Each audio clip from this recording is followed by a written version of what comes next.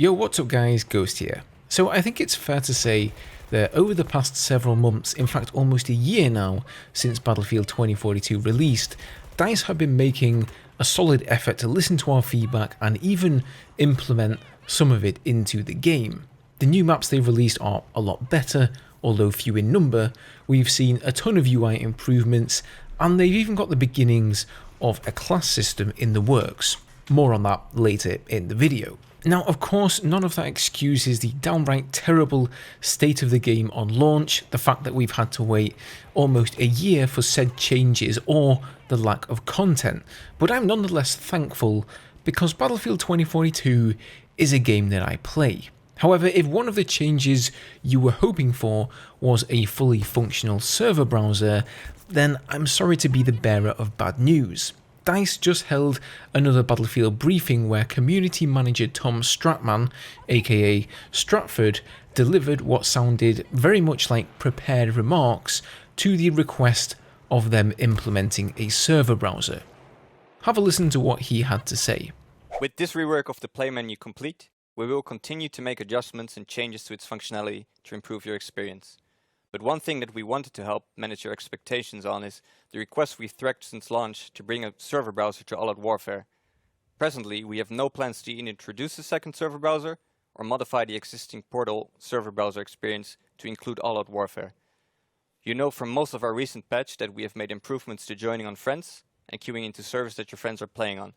We may go on to make further quality of life improvements in the future that help to do that and let you play together with your friends, but we wanted to help to let you all know that when it comes to a server browser specifically for All Out Warfare, we're currently not pursuing this.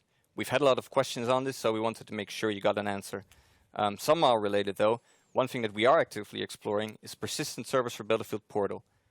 This is something that we're looking for solutions on, and we'll have more details to share on that once we've got those plans more firmly shaped up. So stay tuned on that front.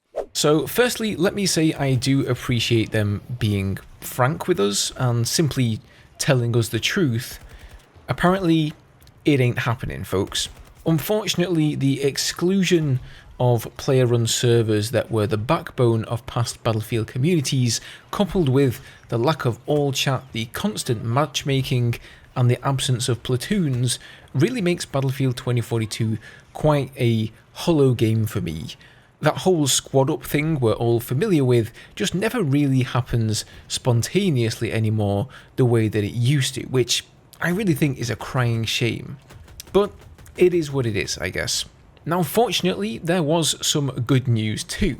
So lead game designer Florian, aka Drunksy, was able to elaborate on just how the new class system will work. So firstly, as you've probably heard or guessed, the open gadgets, so that's things like the M5 launcher, the AA missile, etc., things that can be equipped by any specialist currently, will be split amongst the four classes, as will the throwables. However, he did say that some gadgets may, for example, be shared between two different classes, so C5 explosives may be available as a support and a recon specialist, much like we've seen in past Battlefield games. Now, the unique specialist gadgets like McKay's grappling hook will still be tied to those specific specialists, so it's not going to be like the class systems of old really. In this one, you'll pick a class and then you will pick a specialist within that class. Now, to give the classes better synergy and some of their old identity back, they will be introducing class equipment that any specialist in that class will always have, regardless of what you choose to equip. So one really cool example of this is the engineer specialists getting the repair tool. So let's say you pick to play as an engineer with the M5 launcher, you choose Boris, so you'll have his sentry turret, and then you'll also have the repair tool. Similarly, all support specialists will have the defibs to revive you. The idea is to give the different classes a bit of an identity, so if you see an engineer specialist and you're in a damaged vehicle, you know that that person can repair you and help you out. Or if they're on the enemy team, you know they could have a launcher of some kind, whereas if you see like a Casper running around, he may have C5, but he definitely won't have a launcher. So I think it's going to take a bit of time to learn who can have what, and really get to grips with the new system. But overall, it should be better in the long run, and it should allow us to better read the battlefield and our enemies and friendlies alike. Now, the one facet of this we haven't covered yet are the weapons.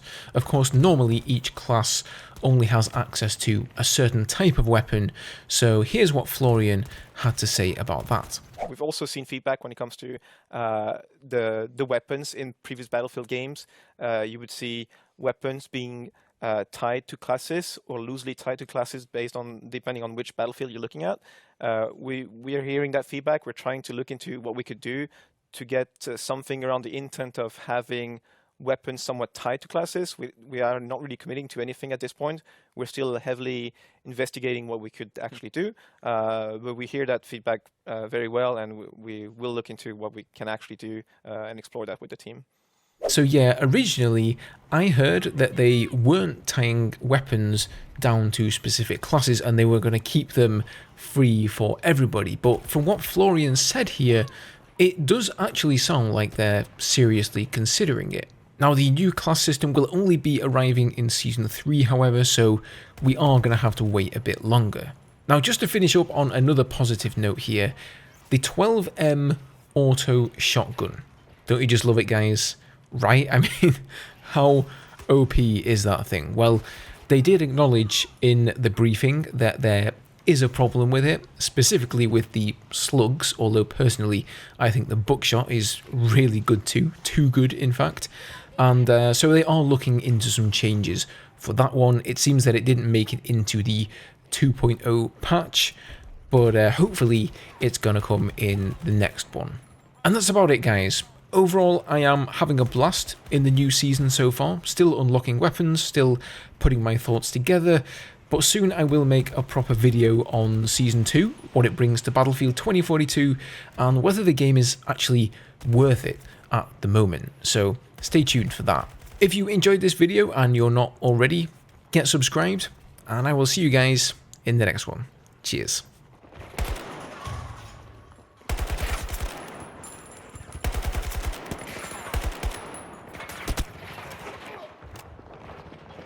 First aid here!